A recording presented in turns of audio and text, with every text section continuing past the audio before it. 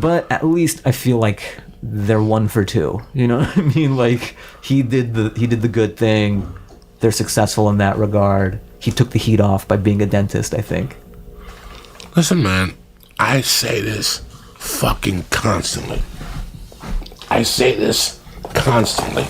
And in the next 5 years or the next 2 years, there's going to be a report to back my claim up.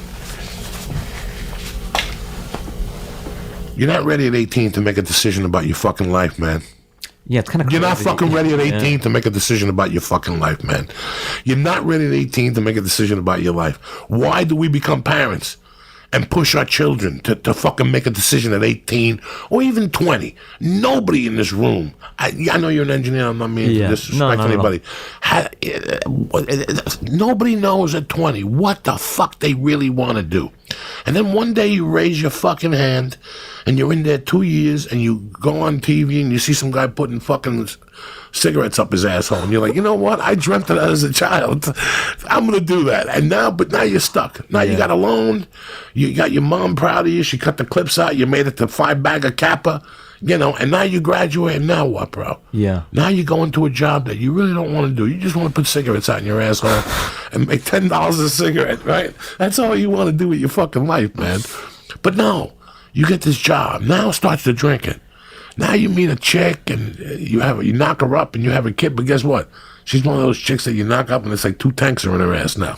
Now you gotta walk around with this fucking monster of death, with a job you hate, with a kid who's uglier than you are, because now you got your wife. It's a fucking nightmare. And you wake up one day and you're 38 and you're like, what the fuck did I do?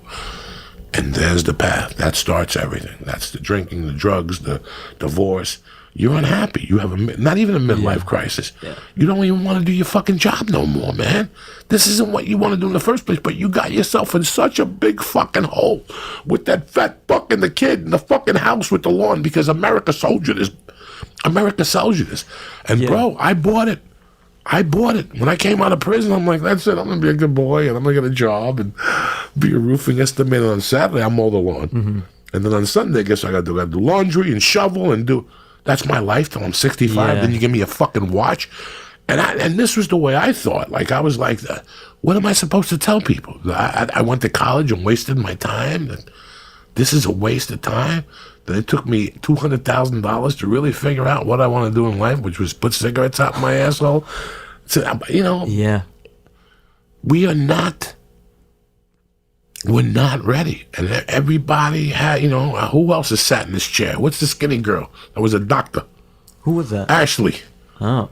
Do I know Ashley? Yeah, skinny chick. She's a CA also. Opens up for... She was a lawyer, Ashley Barnhill. Oh, shit, okay. Yeah, that one. Who else was a fucking doctor that came in here or something like that and quit?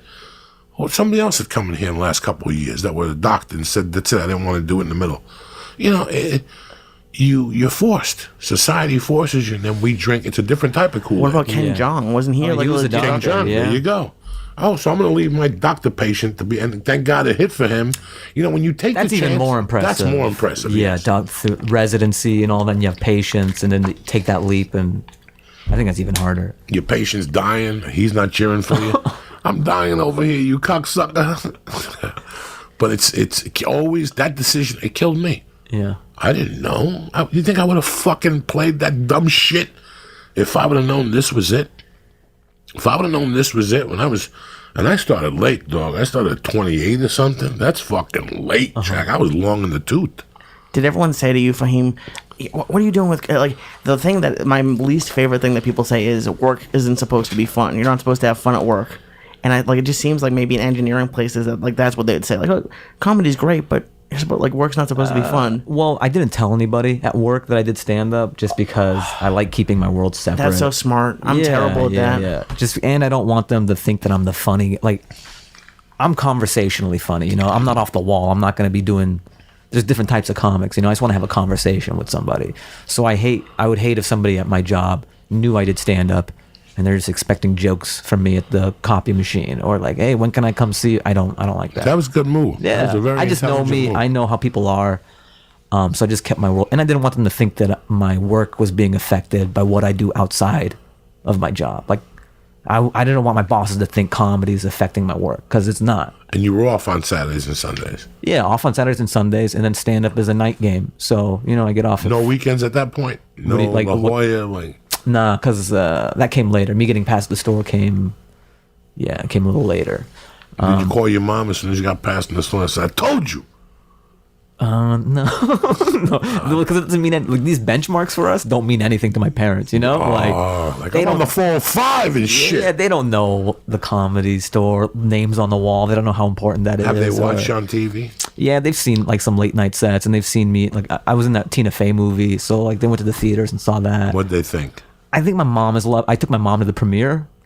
Just you got to take your mom. Yeah, you so I gotta take take. moms. She got to meet Tina Fey. Everybody like Margot Robbie. She was starstruck and she loved it. But my dad is old school. Like he still.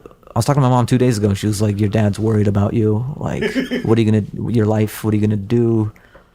Like, I'm still dicking around out here. Like, my dad only understands money and things. What's your dad do for a living? He's an engineer at Boeing as well. That's our coal mine, man. Yeah, so it's Yeah. tough. Brainy dude. Yeah, he's a smart guy. He's in Seattle. He works at the one in Bellevue. No, that's what I figured.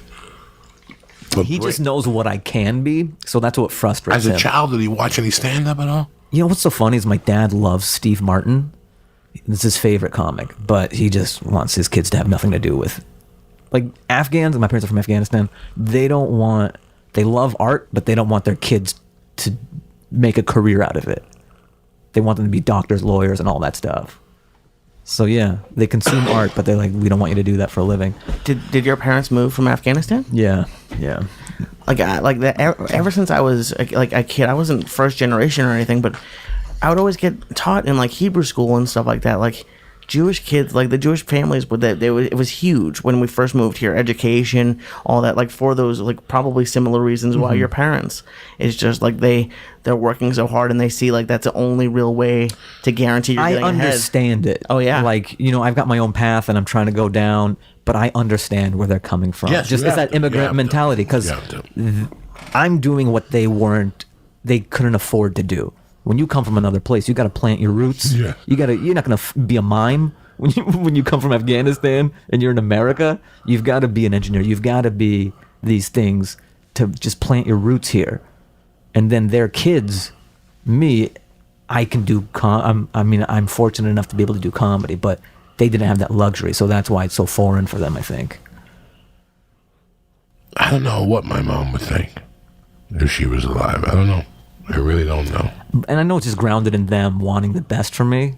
Because if it pans out, and it's on the road to, like, I'm getting things and things are going the right way, they'll be fine. They'll stop nagging. My mom is cool now. You're SAG, my right? Mom, yeah. So just say that. I got 401. Yeah, I've got all got that stuff. insurance. But I think my dad just wants me to pull up in like a Lamborghini, and then he'll be like, I was wrong. We're going in like fucking Marines, you understand me? Welcome to church, motherfucker.